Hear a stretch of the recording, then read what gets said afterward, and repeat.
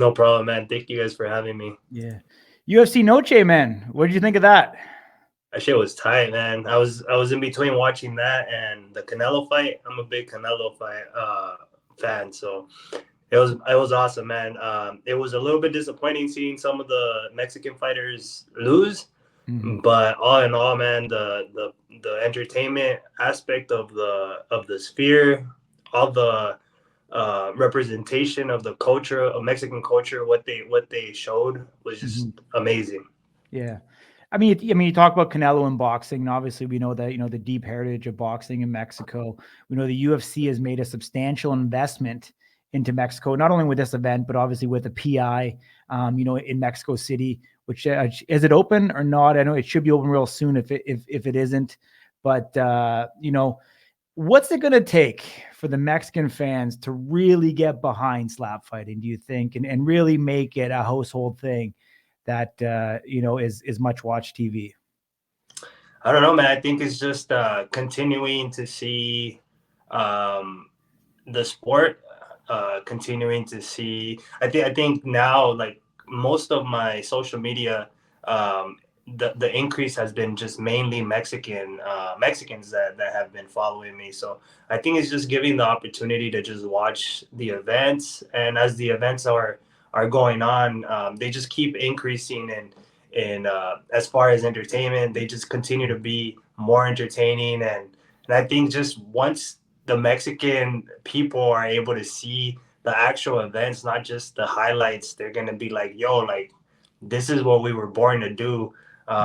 What the hell is this?" And then obviously seeing a Mexican fighter like myself being ranked number one, just being so dominant in the sport, just I think that would help them be able to um, adopt the sport a little bit more. Mm-hmm. Your initial reaction to Isaiah Quinones getting that title fight? How would it Yeah, feel? that I mean, I honestly was. I said I had called it. I was like Isaiah. It's either Isaiah or myself. Isaiah has been doing pretty good in the division, coming in, beating Ryan Wallace, and then coming in and beating number two. So it wasn't a surprise for me. I knew that Power Slap was gonna give him something like the title. It was either the title or give me Isaiah. So it wasn't a surprise at all. So when they announced it, I was pretty happy for Isaiah. Isaiah's my homie, and it was something that I was happy to hear. Mm-hmm. Where does it kind of leave you right now? Like, do you feel like you're kind of stuck in waiting, or what do you think? How, like, what's next?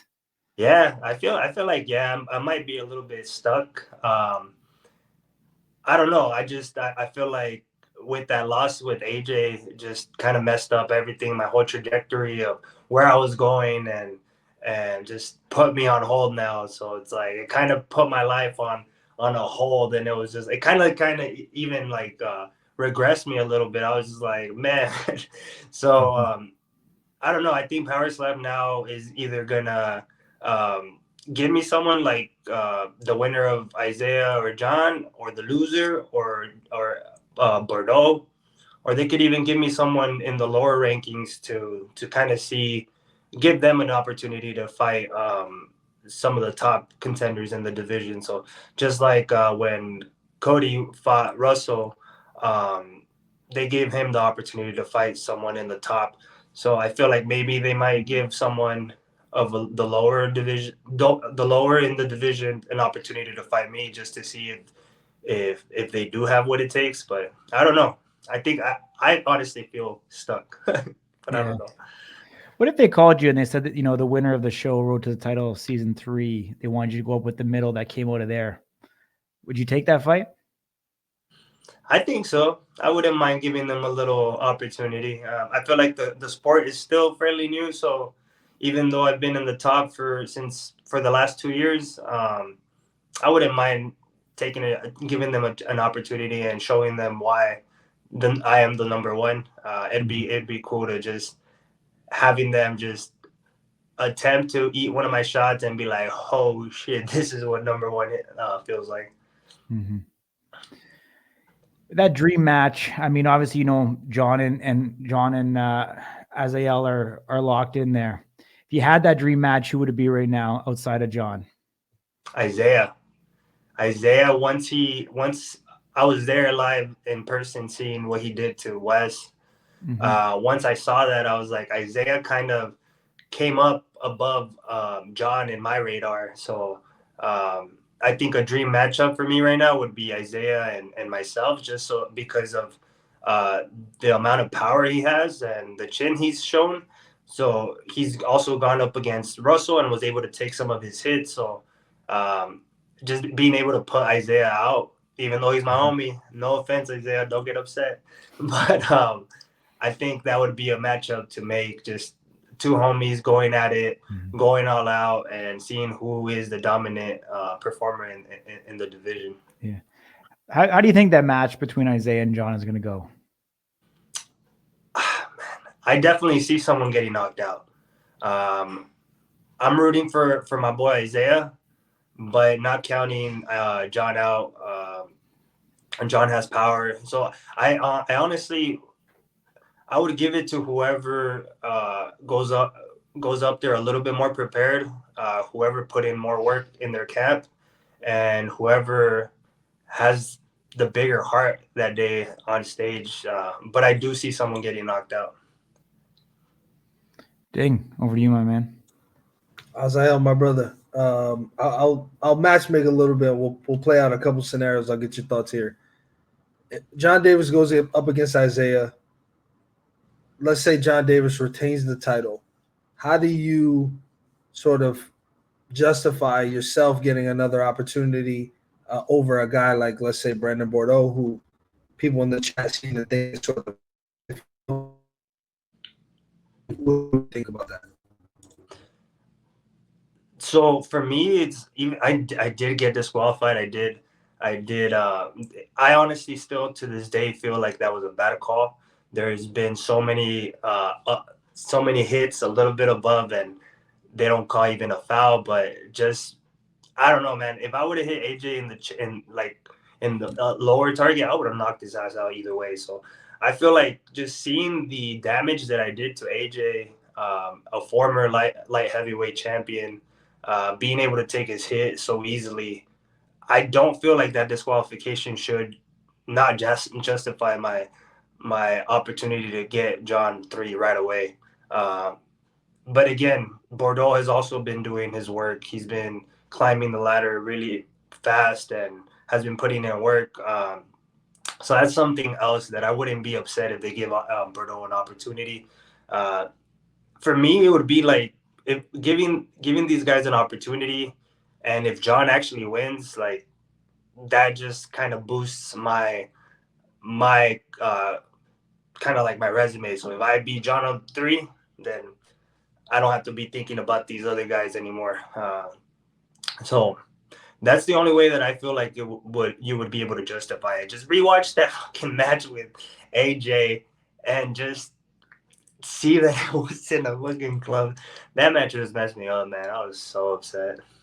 Yeah, I can see you're pretty passionate about it, and I'll do that. I'm gonna go look back and I'll be honest with you.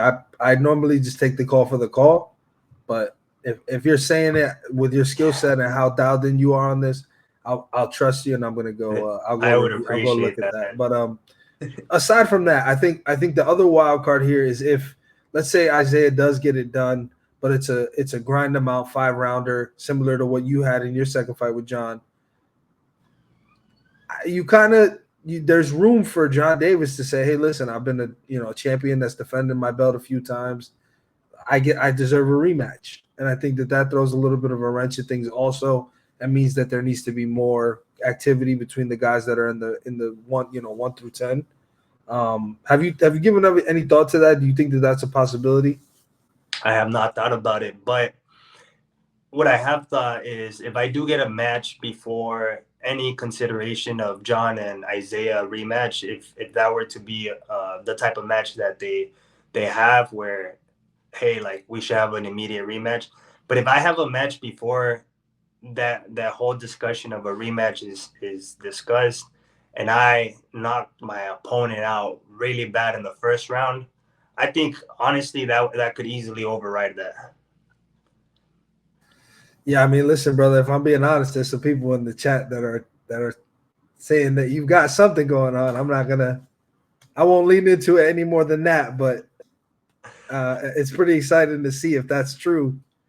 But again, just out of respect, I'll move on. You're still number one, right? You're coming off of a loss technically. What do you think that says about where the powers that be, rank you in the grand scheme of all this? Isaiah has a great knockout over Wes, who I believe Wes ever number one? Yeah. So Wes is a former number one, and you guys have been playing 1 and 2 over the course of the last year or so, actually a little over a year. You're still sitting at atop a mountain after you lost, and Isaiah, obviously, again, there's an asterisk on the loss, of course, but you don't move. You're just holding that spot. What do you think that says about what they think about you? I honestly think that they rewatched that match and they said, "Hey, we fucked up. We messed up on that decision. Azael deserves to stay." I honestly do firmly believe that they know that they messed up and made a better call. Granted, it was a little bit high, but there's been so many bad hits like that are even leading with this, and they don't even call it. But for me, I just happened to hit him a little bit high, and just because I knocked him out, so I feel like they know, and even if that's not the case, they know that I possess the skill, I possess the power, I possess the chin to be up there and stay as number one. I don't think anyone else in the division has shown my type of skill. Isaiah, obviously, yes, because he beat number two and the way he beat Wes. But again, Isaiah is still fairly new to the division. I've been putting in work in this division, so they know what kind of athlete I am in this sport. So. Yeah, brother. I mean, listen, you're entertaining every time you go up there. The knockout power, and we've seen you go both ways, right? You've had the knockouts, you had the five round wars. Very, very exciting person in your division, a great personality. You're very astute. You get this game.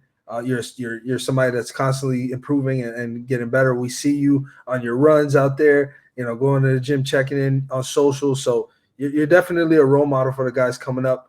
And I know, I don't want to get deep into it, but I know some of the guys from season 3. You met them in some way. We'll talk about that once the show's over. If it's not, revealed in some way, but ultimately for you, I mean, if we do see you at Power Slap 9 or Power Slap 10, whenever that comes, you're always expecting it to be exciting. I do want to say before you go, man, first of all, it's your birthday, so happy birthday. The big 31 and young. And so we're incredibly grateful and honored that you came on our show on your damn birthday. I know you said you're at work, so I'm a little disappointed in all that. Hopefully you have a better celebration planned after you get home. But nonetheless, happy birthday, man. Thank you for joining us. And you always have a home here, man, at Slap News. I appreciate you guys. All right, brother. Thank you to everyone that I saw. They're all going crazy. They were all saying happy going birthday. crazy. Thank happy you, birthday. Chief. Thank you, everyone.